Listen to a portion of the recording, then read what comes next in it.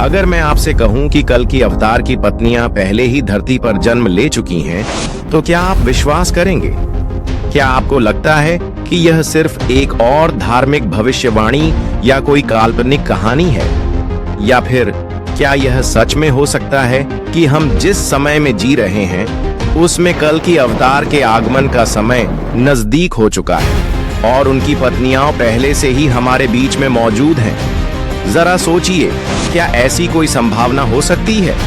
क्या हम सच में ऐसे समय में जी रहे हैं जहां पुरानी भविष्यवाणियां सच होती दिख रही हैं? क्या हमें तैयार रहना चाहिए? इस वीडियो में हम इसी रहस्य को उजागर करेंगे और जानेंगे कि क्या कल की अवतार की पत्नियां धरती पर आ चुकी हैं? क्या वे हमारे आसपास हैं? भगवान विष्णु का दशावतार हम सभी ने सुना है। इस श्रृंखला में सबसे आखिरी अवतार है कल के अवतार, जो कलयुग के अंत में पृथ्वी पर आएंगे और संसार को पाप और अधर्म से मुक्ति दिलाएंगे। हमें बताया गया है कि कल की अवतार का आगमन एक समय होगा जब समाज में भ्रष्टाचार, पाप और अधर्म का बोलबाला होगा। लोग धर्म से दूर हो जाएंगे और समाज में अराजकता फैलेगी। ऐसे समय में कल की अवतार का आगमन होगा जो धर्म की स्थापना करेंगे और अधर्म का नाश करेंगे। लेकिन क्या आप जानते हैं कि कल की अवतार के बारे में एक और महत्वपूर्ण भविष्यवाणी है जो शायद आप नहीं जानते होंगे? वो भविष्यवाणी है, उनके साथ आएंगी उनकी पत्नियां। हाँ, आपने सही सुना। धर्म ग्रंथों में कहा गया है कि कल की अवतार की पत्नियां विशेष रूप से इस समय के विनाश और पुनर्निर्माण के लिए जरूरी होंगी। तो सवाल उठता है, क्या कल की अवतार की पत्नियां पहले ही धरती पर जन्म ले चुकी हैं?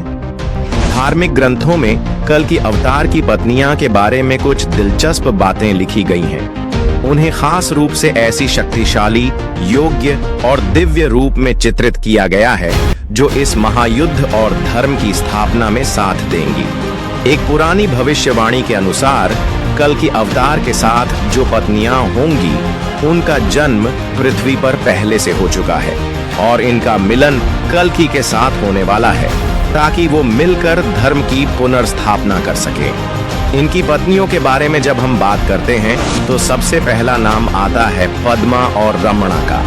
ये दोनों कल की अवतार की प्रमुख पत्नियां मानी जाती हैं। लेकिन क्या ये नाम सिर्फ भविष्यवाणी का हिस्सा है या क्या वास्तव में इनकी कोई छाया हमारे बीच मौजूद है? क्या इनकी पहचान अब तक स्पष्ट हो चुकी है या हमें और भी कुछ गहरे संकेतों को समझने की जरूरत है?